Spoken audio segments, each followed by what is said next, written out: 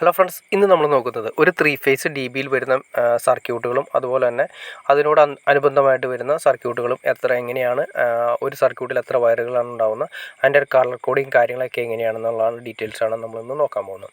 ഇത് 3 face D ബിയിൽ just wire വലിച്ച് മാത്രമേ ചെയ്തിട്ടുള്ളൂ. അതിൻ്റെ ഡ്രസ്സിങ് കാര്യങ്ങളൊന്നും ഡ്രസ്സിങ് കാര്യങ്ങളൊന്നും കഴിഞ്ഞിട്ടില്ല. എല്ലാ റൂമുകളിൽ നിന്നും കിച്ചണിൽ നിന്ന് വർക്ക് ഏരിയയിൽ നിന്നും എല്ലാം വന്നിരിക്കുന്ന സർക്യൂട്ടാണ് നിങ്ങൾ ഈ കാണുന്നത്.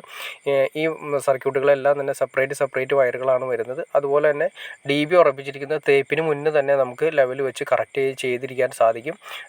തേപ്പ് കഴിയണമെന്ന് യാതൊരു നിർബന്ധമില്ല. അല്ലാത്ത രീതിയിൽ തന്നെ നമുക്ക് ഡി ബി കറക്റ്റ് ചെയ്ത് രീതിയിൽ ചെയ്യാനും സാധിക്കും. അതിനോടനുബന്ധമായിട്ട് തൊട്ടടുത്ത് തന്നെ നമ്മളൊരു 12 മോഡികളുടെ ഒരു ബോക്സ് വെച്ചിട്ടുണ്ട്. അതിലേക്കുള്ള സർക്യൂട്ട് ഞാൻ ജസ്റ്റ് നിങ്ങളെ കാണിച്ചു തരാം. അത് കോമൺലി വരുന്ന ഈ സർക്യൂട്ടുകളെല്ലാം തന്നെ സാധാരണ രീതിയിൽ എല്ലാ റൂമിലേക്കും വരുന്ന സർക്യൂട്ടുകളാണ്.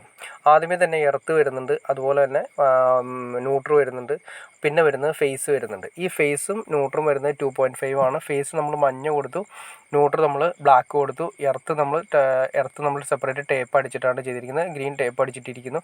പിന്നെ അതുപോലെ തന്നെ 1.5 ഇൻവെർട്ടർ മഞ്ഞ, 1.5 നീല, മാസ്റ്റർ. ഇതാണ് ഒരു കോമൺലി വരുന്ന സർക്യൂട്ട്. ഈ 5 കളർ കോഡാണ് നമ്മൾ മെയിനായിട്ട് വരുന്ന സർക്യൂട്ട് കാരണം വരുന്നത്. പിന്നെ വരുന്ന എക്സ്ട്രാ വരുന്നതെന്ന് വെച്ചിട്ടുണ്ടെങ്കിൽ പവർ സർക്യൂട്ടുകളും ഇങ്ങനെയൊക്കെ തന്നെയാണ് വരുന്നത്. പിന്നെ വരുന്നതെന്ന് വെച്ചിട്ടുണ്ടെങ്കിൽ എ സിയുടെ സർക്യൂട്ടാണ് സെപ്പറേറ്റ് വരുന്നത്.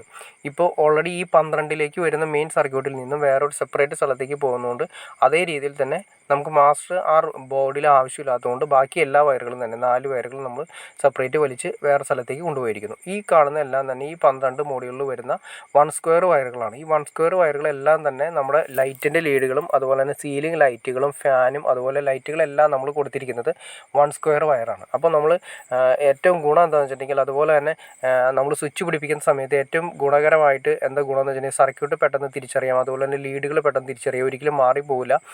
1 സ്ക്വയർ വയറുകളെല്ലാം തന്നെ നമ്മൾ കൊടുത്തിരിക്കുന്നത് ലീഡുകളാണ്. അതായത് വരുന്ന ലൈറ്റ്, ഫാൻ ഇതെല്ലാം തന്നെ സർക്യൂട്ട് എന്ന് പറയുമ്പോൾ നമ്മൾ കൊടുത്തിരിക്കുന്നത് 1.5 സർക്യൂട്ടും 2.5 ആണ് കൊടുത്തിരിക്കുന്നത്. അപ്പോൾ അതുകൊണ്ട് നമുക്ക് ഒരിക്കലും സ്വിച്ച് പിടിപ്പിക്കുന്ന സമയത്ത് ഒരിക്കലും മാറിപ്പോവില്ല. ഒരു സ്റ്റാൻഡേർഡായിട്ട് നമുക്ക് കീപ്പ് ചെയ്യാൻ സാധിക്കും.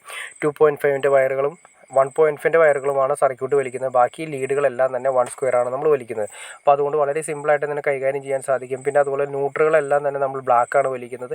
ഇനിയിപ്പോൾ എന്തെങ്കിലും എന്തെങ്കിലും മാറ്റങ്ങളുണ്ടെങ്കിൽ തന്നെയാണെങ്കിൽ നമ്മൾ ടേപ്പ് അടിച്ച് ക്ലിയർ ചെയ്യും. കാരണം കളർ കോഡ് കാര്യങ്ങളെല്ലാം ടേപ്പ് അടിച്ച് ക്ലിയർ ചെയ്തതിന് ശേഷമാണ് നമ്മൾ വയറെല്ലാം ക്ലിയർ ചെയ്തിരുന്നത്. അപ്പോൾ അതുകൊണ്ട് വളരെ സിമ്പിളായിട്ട് തന്നെ നമുക്ക് സ്വിച്ച് പിടിപ്പിച്ച് ട്രിപ്പിങ് കാര്യങ്ങളൊന്നും ഇല്ലാതെ തന്നെ വളരെ നീറ്റായിട്ട് നമുക്ക് ചെയ്യാൻ സാധിക്കും.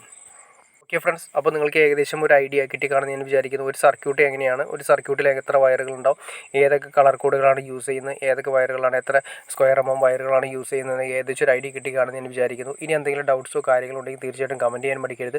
അതുപോലെ തന്നെ ഷെയർ ചെയ്യാനും മടിക്കരുത്, സബ്സ്ക്രൈബ് ചെയ്യാനും മടിക്കരുത്. ഓക്കെ ഫ്രണ്ട്സ്, അടുത്ത വീഡിയോയിൽ കാണുന്നവരെ ഓക്കെ.